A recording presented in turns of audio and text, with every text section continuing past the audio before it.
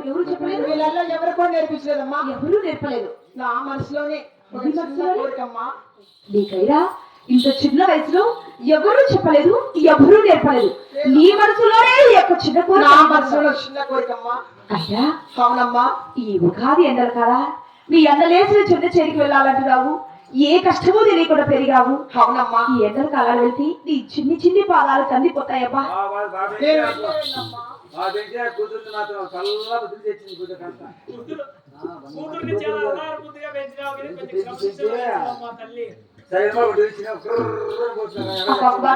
నా మాట ఒక్కసారి వినివి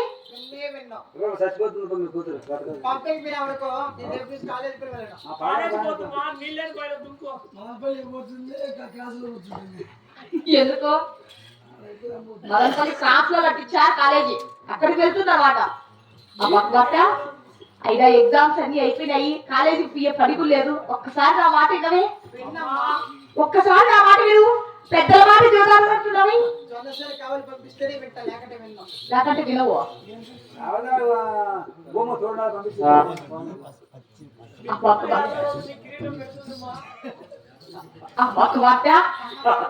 అయినా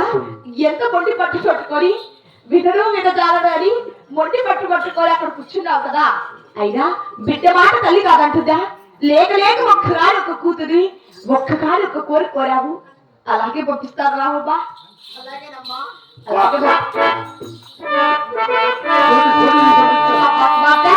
అయినా నీ అన్నలేసిన చోటు చెరి కావులు వెళ్ళాలంటున్నావు నీవు చెప్పిన విధముగా వింటేనే అన్నలేసిన చోటు చెరి పంపిస్తాను అలాగే వింటాను లేకుంటే పంపి అమ్మా అమ్మా అయ్యమ్మా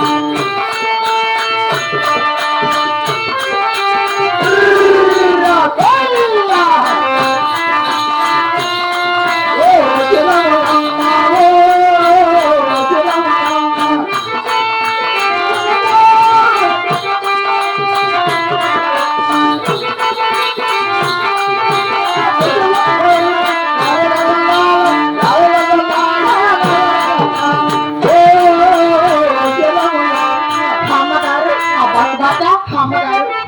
అయినా అవునమ్మా అన్నలేసులు జొన్న చెరికి వెళ్ళాలంటున్నావు. అవునమ్మా 7 గడియలు సెలవు పెట్టారు. అవును తల్లి ఎన్ని వరుసల బంగారు చేత పట్టుకుని అవునమ్మా గెలవగెలవ హారగెలవలో తిరిగి కేకలేసి గువ్వల తల్లి గువ్వలతోని అవునమ్మా 7 గడియల సెలవులబ్లా మళ్ళీ నీ ఉండే అద్దాల వెడకు శీఘ్రముగా వెళ్ళి క్షేమంగా వెళ్ళి లాభంగా అలాగే వస్తానమ్మా. అలాగే వెళ్ళి రావు మా చిన్నాడు బిడ్డ. గోవింద నారాయణ వైకుంఠ వాస